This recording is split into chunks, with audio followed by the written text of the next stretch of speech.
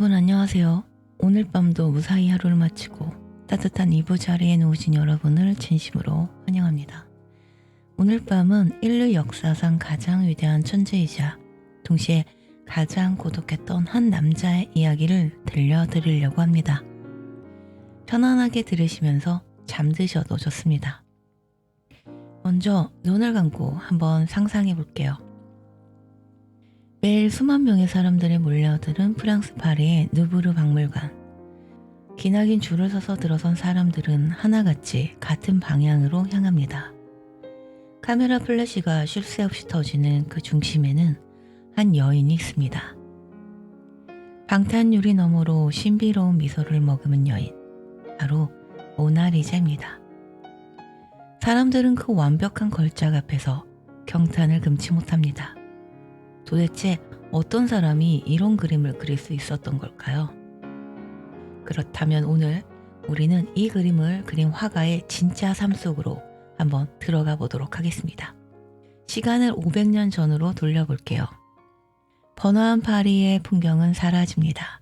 대신 눈앞에 펼쳐지는 것은 끝없이 이어지는 완만한 구릉지대, 오렌지 나무와 레몬나무, 그리고 올리브 나무의 향기가 밤바람에 실려오는 곳입니다.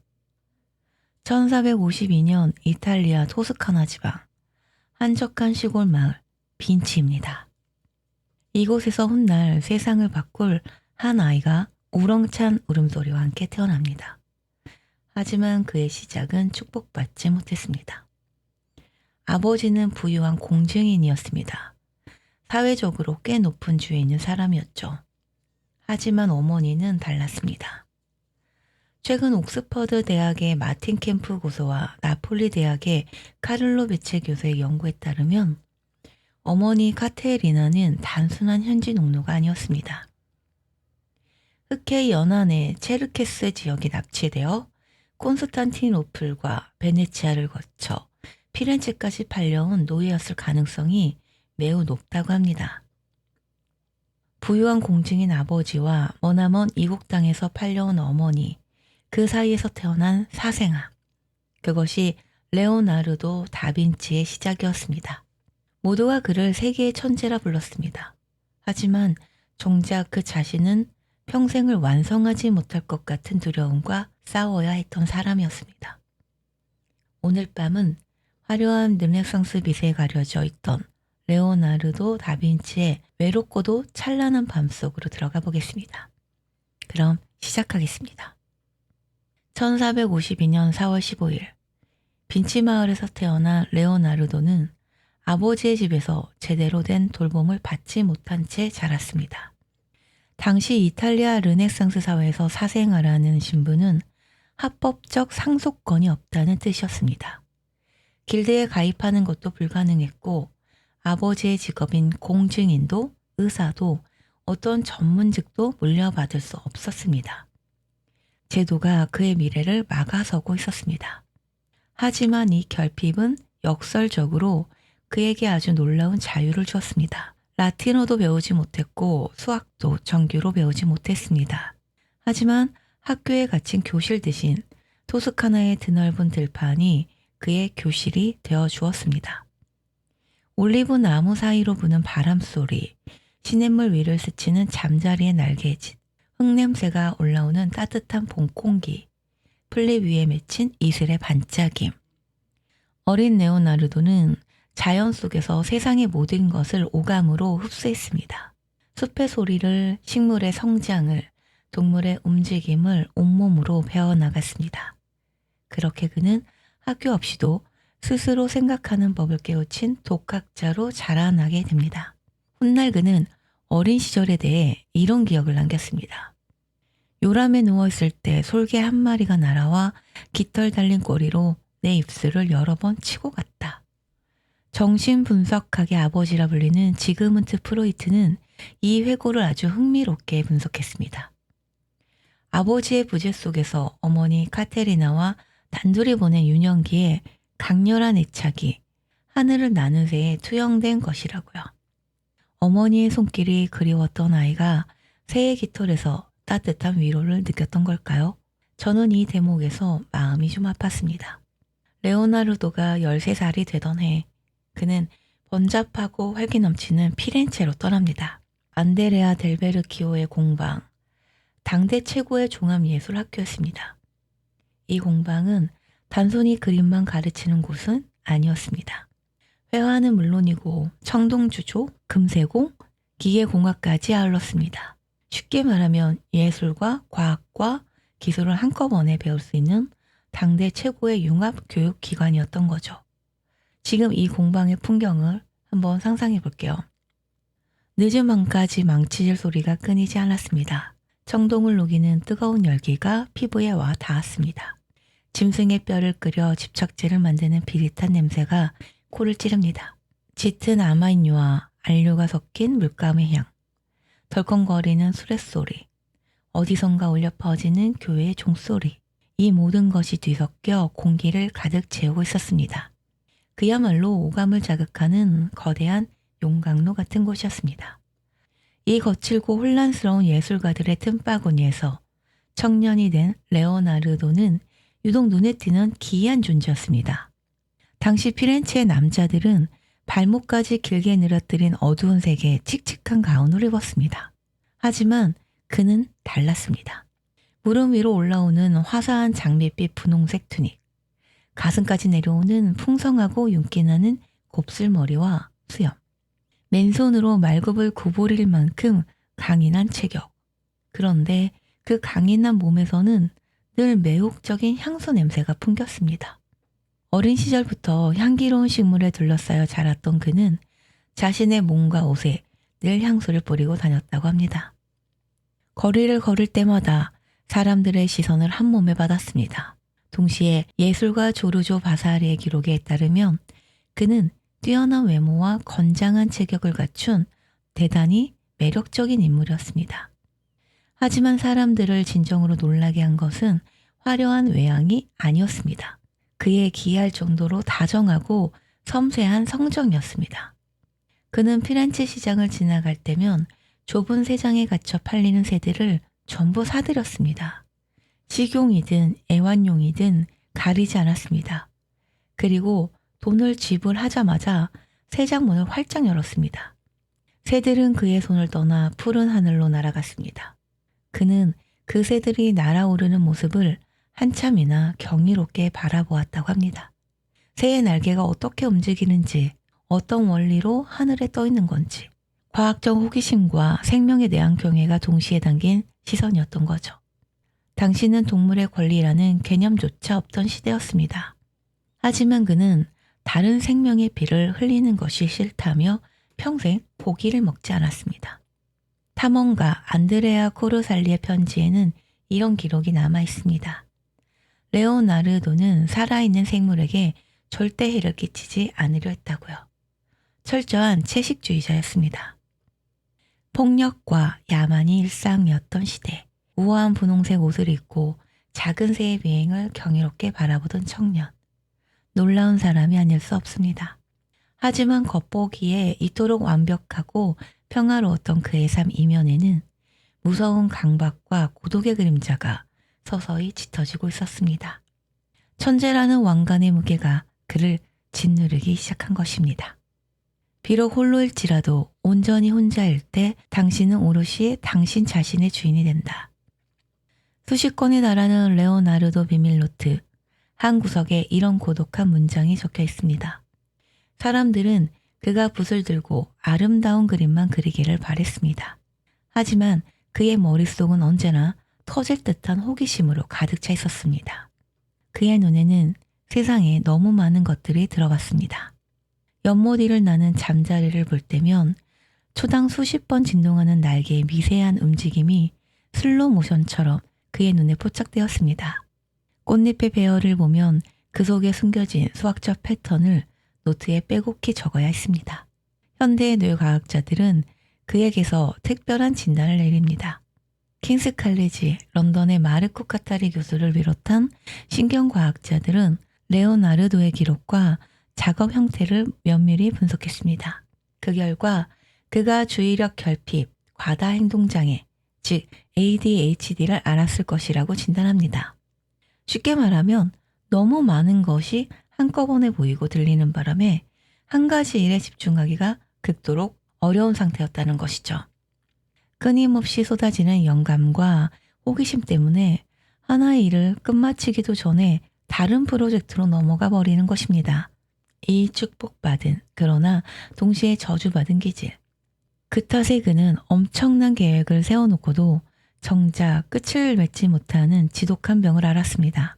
26살 때 맡은 산 베르나르도 예배당의 재단화. 3금까지 받았지만 완성하지 못했습니다. 일기장에는 이런 뼈아픈 고백이 남아 있습니다. 나는 밀라노 공작을 위해 단 하나의 일도 끝마치지 못했다. 생각해보면 참 서글픈 일이죠. 천재라는 이름 뒤에 숨겨진 그 무거운 자책감이라니. 그리고 가장 비극적인 사건이 찾아옵니다. 밀라노 궁정에서 일하던 시절이었습니다. 후원자 루도비코 스포르차의 부탁으로 무려 12년이라는 긴 세월에 걸쳐 세상에서 가장 거대한 청동 기마상을 계획했던 레오나르도. 루도비코의 아버지 프란체스코 스포르치를 기르기 위한 동상. 높이가 무려 24비트, 그러니까 약 7m에 달하는 전대미문의 프로젝트였습니다. 그는 해부학적 완벽성을 기하기 위해 수백 마리의 말을 관찰했습니다. 말의 근육 하나하나를 유리처럼 투명하게 이해하겠다며 밤낮으로 스케치를 해댔습니다. 피타고라스의 수학적 해부학이 집대성된 완벽한 예술품. 마침내 거대한 점토 모형이 완성됩니다. 뜨거운 청동을 부어 완성하기만 하면 되는 순간이었습니다. 하지만 운명은 야속하게도 이 고독한 천재의 편이 아니었습니다. 바로 그 순간 전쟁이 터진 것입니다. 1499년 프랑스가 밀라노를 침공했습니다. 적군을 막을 대포를 만들어야 했습니다. 기마상에 쓰일 수십 톤의 청동은 모조리 군대에 몰수당했습니다. 그리고 그가 12년의 청춘을 바친 거대한 점토말은 밀라노를 점령한 프랑스 가스코뉴 궁수들의 활쏘기 관역이 되어버렸습니다. 하나, 둘, 셋. 화살이 박힐 때마다 말의 형체는 조금씩 무너져 내렸습니다. 형체도 없이 부서지고 말았습니다. 이 사건은 단순한 예술품의 유실이 아니었습니다. 레오나르도에게 엄청난 심리적 트라우마를 안긴 사건이었습니다. 상실감, 수치심, 그리고 끝이 보이지 않는 절망. 깊은 절망감에 빠져 고향 피렌체로 돌아온 그를 기다리고 있던 것은 또 다른 시련이었습니다. 떠오르는 젊은 천재 미켈란젤로와의 지독한 악연. 이 두 사람은 모든 것이 달랐습니다. 레오나르도는 우아한 차림새에 향수를 뿌리고 음악과 문학을 즐기는 궁전인의 태도를 가졌습니다. 미켈란젤로는 대리석 가루와 땀으로 얼룩진 작업복 차림에 목욕도 불규칙하게 하는 고립적이고 거친 성향의 사람이었습니다. 레오나르도는 호기심으로 인해 이 일 저 일을 넘나들며 수많은 미완성작을 남겼습니다. 미켈란젤로는 강박적인 집중력으로 극도의 육체적 노동을 감내하며 맡은 작품을 집요하게 완성해냈습니다. 23살이나 어린 미켈란젤로의 눈에 수많은 계획만 늘어놓고 결과물을 내지 못하는 레오나르도는 경멸의 대상이었는지도 모릅니다. 어느 날이었습니다. 길거리에서 사람들과 단테의 문학에 대해 이야기를 나누던 50대의 레오나르도. 그 곁으로 대리석 가루와 땀에 절어있는 20대의 미켈란젤로가 지나갔습니다. 사람들의 인사에 퉁명스럽게 답하던 미켈란젤로는 갑자기 레오나르도를 향해 날선 비수를 꽂았습니다. 말을 주저하지도 못하고 부끄러운 줄도 모른 채 도망친 주제에 어디 한번 변명이나 해보시지. 당신을 믿었던 밀라노 사람들이 멍청한 거지. 우아한 분홍색 옷을 입고 있던 50대의 레오나르도는 얼굴이 붉게 달아올랐습니다. 아무런 대답도 하지 못했습니다. 그 자리에 굳어버렸습니다. 완벽을 향해 끝없는 갈망에도 불구하고 세상의 미완성의 파편들만을 남겨야 했던 자신의 뼈아픈 실패를 그 자신이 너무나도 잘 알고 있었기 때문입니다. 저는 이 장면에서 가슴이 먹먹해지는 것을 느꼈습니다. 군중 앞에서 가장 아픈 것을 찔린 노년의 천재가 아무 말도 하지 못한 채 서 있는 그 모습이요. 기마상의 끔찍한 실패, 미켈란젤로의 모욕. 하지만 레오나르도는 멈추지 않았습니다. 그는 밀라노에 있을 때 산타 마리아 델레 그라치의 수도원의 작은 식당벽에 최후의 만찬을 그리기 시작합니다. 하지만 이 과정에서도 그의 강박적인 완벽주의는 주위 사람들의 애를 태웠습니다. 예수님을 팔아넘긴 배신자 유다. 그 얼굴에 어울리는 극악무도한 모델을 도저히 찾지 못했습니다. 붓을 꺾은 채 며칠 동안 빈 벽만 멍하니 바라보게 됐습니다. 참다 못한 수도원장이 매일같이 찾아와 잔소리를 퍼부었습니다. 대체 언제 끝내실 겁니까? 화가 난 레오나르도는 이렇게 말했습니다. 정 모델을 못 찾겠으면 당신 얼굴을 유다 자리에 그려놓겠소. 수도원장은 더 이상 아무 말도 하지 못했다고 합니다. 또한 그는 당시 화가들이 쓰던 전통 프레스코 방식을 거부했습니다. 프레스코는 회반죽이 마르기 전에 안료를 빠르게 스며들게 해야 하는 방식이었습니다. 빠른 작업 속도가 필수였죠. 하지만 깊은 명암법과 세밀한 묘사를 원했던 레오나르도에게 그 방법은 성에 차지 않았습니다. 색의 미묘한 번짐을 완벽하게 아주 천천히 통제하고 싶었으니까요. 마른 석고 벽 위에 템페라와 유성물감을 혼합하여 겹겹이 칠하는 위험한 실험을 감행했습니다. 하지만 이 기법은 수분의 극도로 취약했습니다. 그가 살아있던 1517년경부터 이미 물감이 박리되기 시작했습니다. 곰팡이가 슬고 껍질처럼 벗겨졌습니다.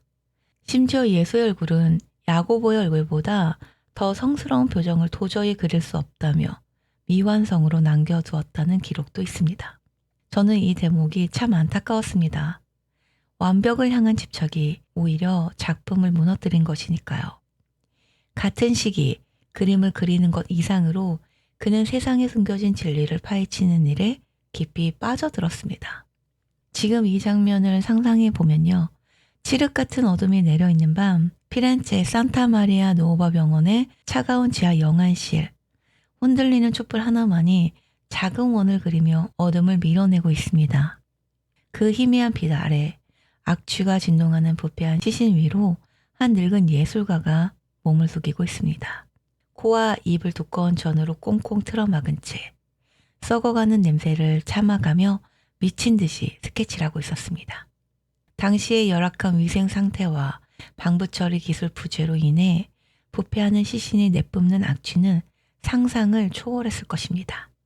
하지만 그는 멈추지 않았습니다.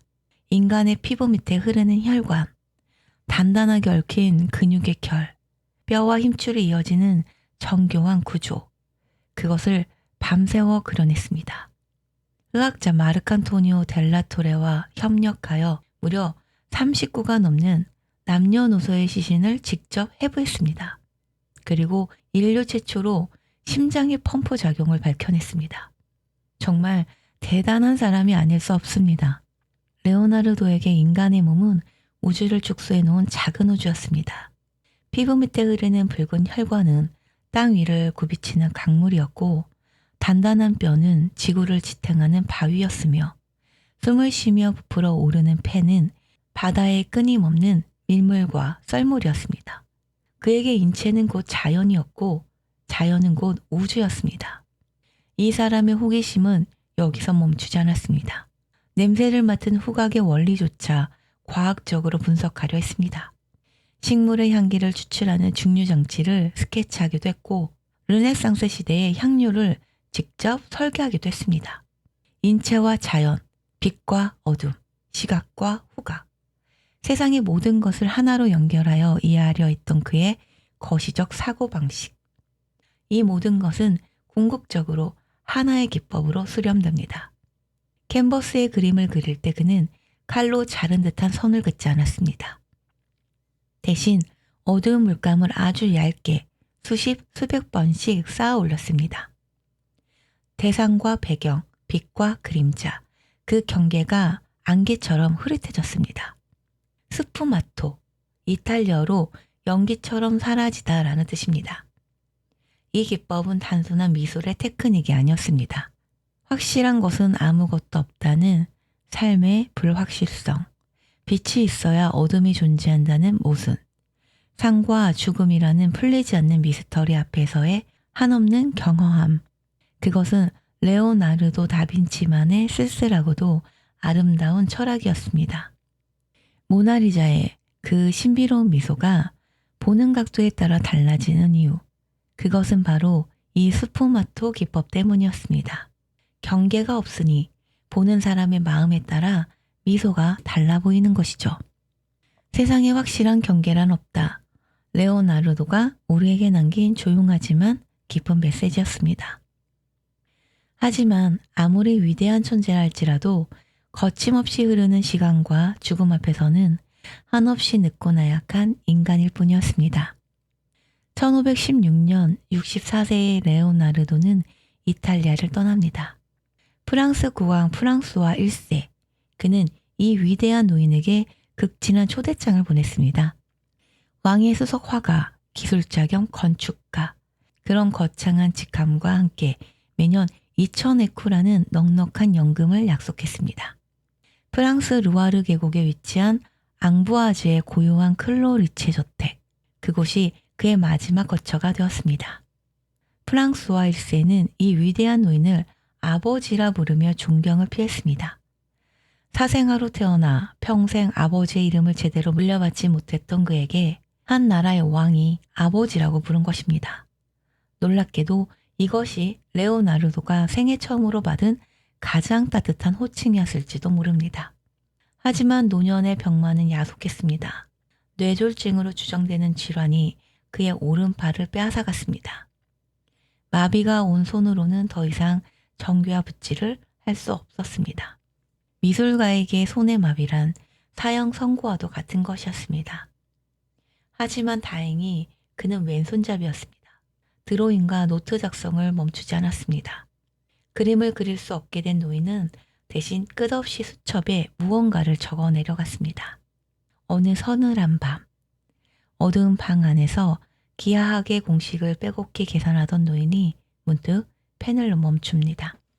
그리고 일기장 마지막 줄에 이렇게 무심하게 덧붙였습니다.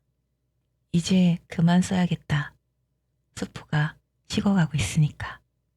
우주의 근원을 파헤치고 인간의 피부 속을 헤집던 세상에서 가장 비범하고 위대했던 천재가 남긴 마지막 문장이 저녁 수프가 식는 것을 걱정하는 이토록 소박하고 일상적인 투정이었다니. 참으로 묘하고 가슴 먹먹한 여운입니다. 1519년 4월 23일 병세가 악화되자 그는 유언장을 작성합니다. 평생 모은 모든 직접 유산, 수천 장에 달하는 노트와 원고와 그림들, 그리고 그 모든 것을 오랜 세월 헌신적으로 곁을 지켜준 귀족 출신의 제자 프란체스코 멜치에게 물려주었습니다. 그리고 1519년 5월 2일 67세의 나이로 눈을 감기 전 병상에 누운 레오나르도는 제자와 국왕 앞에서 굵은 눈물을 흘렸습니다.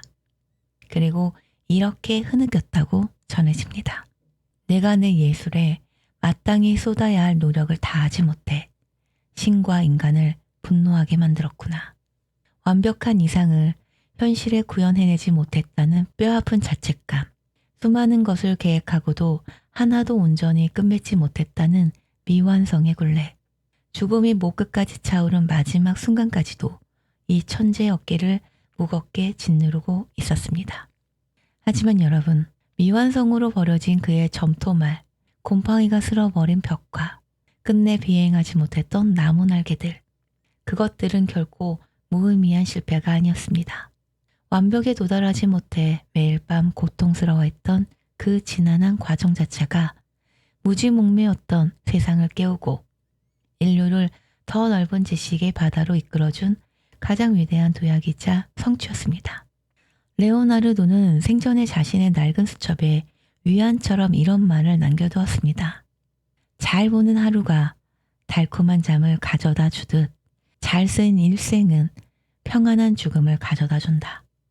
500년 전 이 사람도 오늘의 우리처럼 외로웠고 불안했고 그리고 늘 부족하다고 느꼈습니다. 하지만 그 결핍 속에서도 세상을 향한 호기심의 끈을 놓지 않았습니다. 여러분, 오늘 하루가 힘드셨다면 때로는 완벽하지 않아도 불완전하게 남겨줘도 괜찮습니다. 우리가 무언가를 향해 밤새워 고민하고 애쓰고 있는 그 모든 미완성의 순간들 역시 훗날 돌아보면 당신의 삶을 이루는 훌륭하고 아름다운 예술일 테니까요. 끝내 채워지지 않는 결핍을 안고 세상을 향한 호기심으로 평생을 치열하게 탐구했던 이 고독하고 아름다운 이방인의 이야기가 삶의 불확실성 속에서 고군분투하는 당신의 지친 마음을 조금이나마 어루만져 주기를 바랍니다. 여러분의 오늘 하루도 훌륭한 예술이었습니다. 오늘 밤도 편안하게 좋은 꿈 꾸세요. 지금까지 서영이었습니다.